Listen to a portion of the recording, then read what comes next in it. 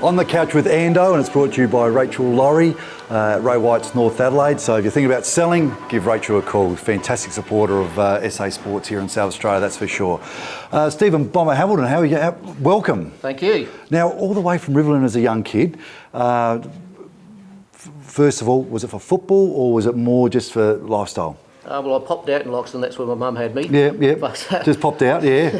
But yeah, the old man was playing for the Bays at the time, so he moved from Loxton to Glenelg. Yep. And then I moved with him, so I was only about 2, I reckon, at that Okay, stage. yeah. Then he moved to Port Pirie, where he was a coach there, so I grew up from 5 to 15 at Port Pirie and then went to North Adelaide. Your dad a champion at Glenelg. Yes, I've been told that many a time by many people. Premiership. Yes. You snuck a premiership in 91 with North Adelaide. Correct.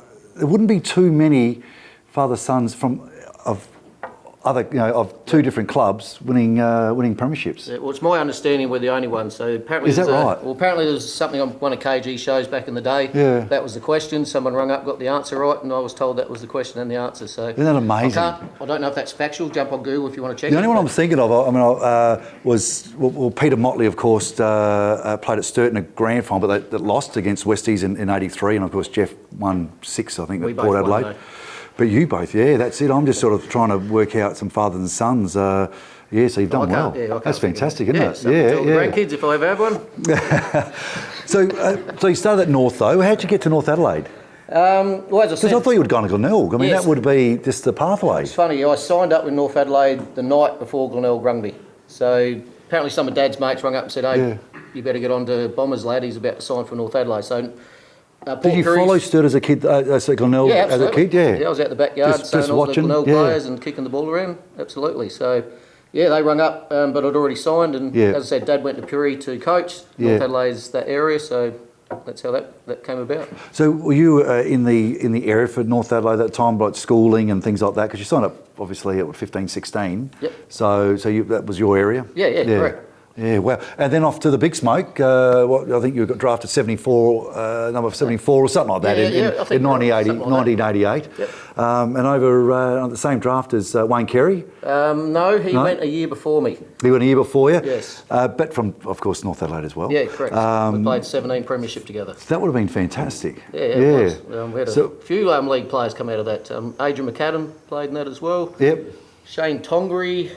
Oh, geez, I'm not going to forget some here now. Benny Hart, was he around your sort of age? He's a bit older he's a bit younger. He's a bit younger, okay. I know there's probably about 10 players out of that team who ended up playing SANFL, and I think there was might have been 5 that played AFL. So how was it, going North Adelaide and then going to what we call the big smoke? And was it like, today's, football, you sort of knew what the process was, but in that era, you basically didn't even get much VFL on TV in those days, so you're really going to uncharted waters, really. Big step. Yeah, well, we came down, a friend of mine, Andrew Tully, still my best mate now. Yeah. We came down, I think it was 85, I think it was, so we come down to do school. We were going to go to Ross Trevor, but there was no girls there, so we said we're not going there. Bugger that, yep. I've got a pretty funny story, I find it amusing. My dad took us shopping to buy the clothes for school. And we used to wear shorts at Pirie. And they no shorts, not going to wear shorts here. So we're going, no worries. So he's decked us out in the same kit. So we rocked up at school first day, first time there, wearing exactly the same stuff, like two dorks. Yep. Then everyone else was wearing shorts, so I wasn't happy about that. But you got caught out. Yeah, we ended up running the school within a couple of weeks. Is that right? So what about your time at North? Work, obviously, got your employment, because I think it was a couple of years before you actually played your first game with North Adelaide senior side. Yep. So that would have been a long process. So lots of reserve games. I didn't play many reserves. We pretty much went straight from 17s. Straight from 7. You're right. Straight from 17s into reserves, which is what they did back in those days. Yeah. So I was 17 when I made my debut at Adelaide Oval against Westies. Yeah. So I kicked a goal in my first kick, so that was pretty exciting. That's fantastic, yeah. I played on Kieran Spawn, who I'm sure you'd remember. No, Spawny very, very well. Yes, very well. I played with him at Westies as well, but he came back from Essendon after they I think, won the premiership. Yeah, I reckon he went over in '89, so a year after yourself. A great bloke, Kieran Spawn, fantastic bloke. Yeah. Work point of view, all good there. North Adelaide looked after you, good job. You obviously enjoyed that. North Adelaide, no, not so much work there. North Melbourne, I don't know if you want to hear their story now. Yeah.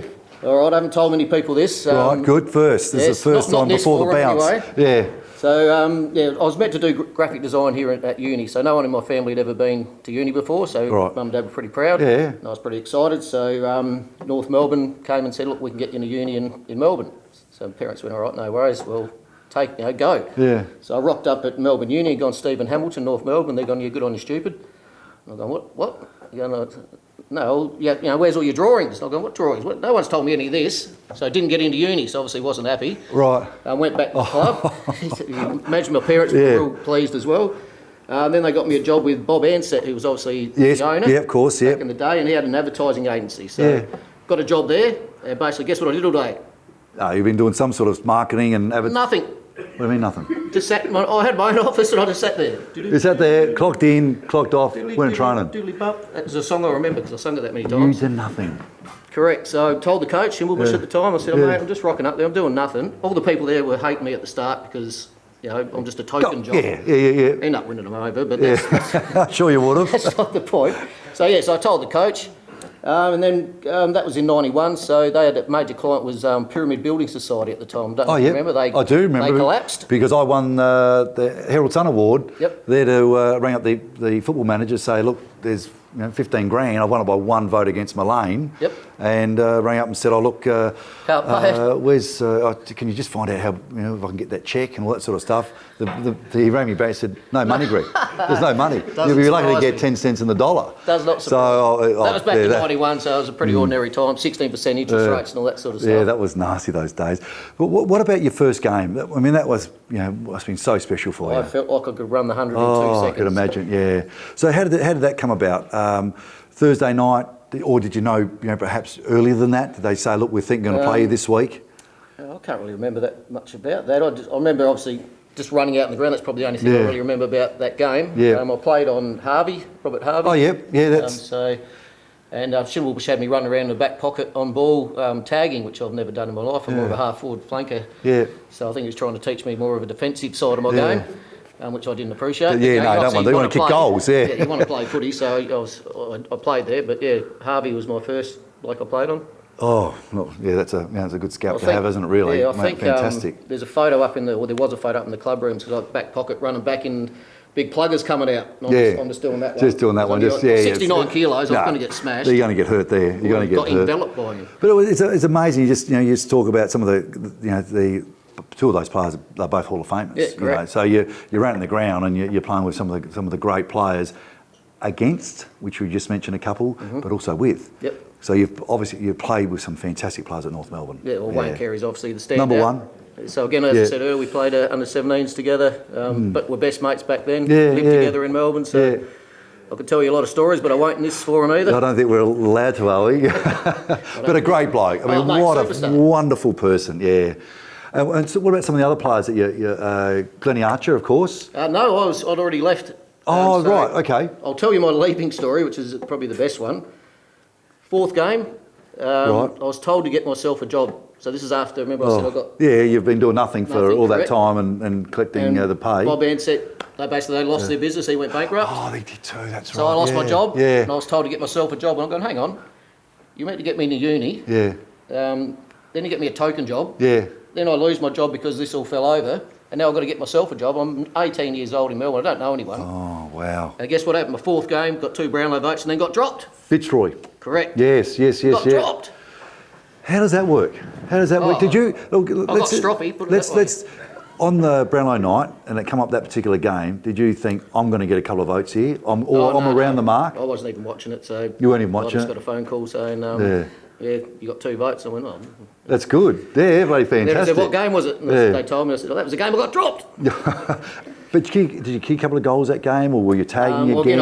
Yeah, so I kicked one against Collingwood at their home ground. Yeah. So that's the only goal I kicked, but that's again, I was mainly tagging and doing that sort of that negative sort of style of play. But I mean, you play with some fantastic players, but you come back. You play a few more years with the Roosters, and one of them obviously outstanding for yourself in the club. Well, I actually come back halfway through '91. Really? So that was the dummy spit. I said, F you, I'm going home, and jumped in my car halfway through the season. Wow. So that wouldn't happen today at all. No. But And that's how it went down. There you are, running around the oval with the Premiership Cup, just loving life. I'd rather North Melbourne Premierships. I don't North Adelaide people. So. Yeah. But obviously you just love your time at North Melbourne. Of course. Snuck over to we all love showing off. We love it. You snuck over to Westies for a while. Yeah, so I had a run with Daryl Hart. I've been sacked by 2 coaches, so maybe it's me and not them. So look, Hardy's apologised since. He said it was one of the biggest mistakes he made, but he can ask that question. I went to Westies. Actually, I couldn't go to any club because they sacked me before I could go to another. Is that right? AFL club. Okay. So I went back and played in Port Pirie for 5 or 6 games. We lost the premiership up there, which was disappointing, obviously. But then came back and played at Westies for 5 seasons. Yeah, fantastic. Mate, thanks so much for sharing all your stories. I wasn't. But they're brilliant, absolutely brilliant, but your career also, but your career as well, fantastic, and to be able to obviously say that you played for North Melbourne, Premiership player for the Roosters, and many games for Westies as well. Yeah, it's all good. Mate, that's exciting. Yeah, you've done really well, and thanks for joining me for on the couch with Ando. No worries. Bomber, thanks, mate. Fantastic.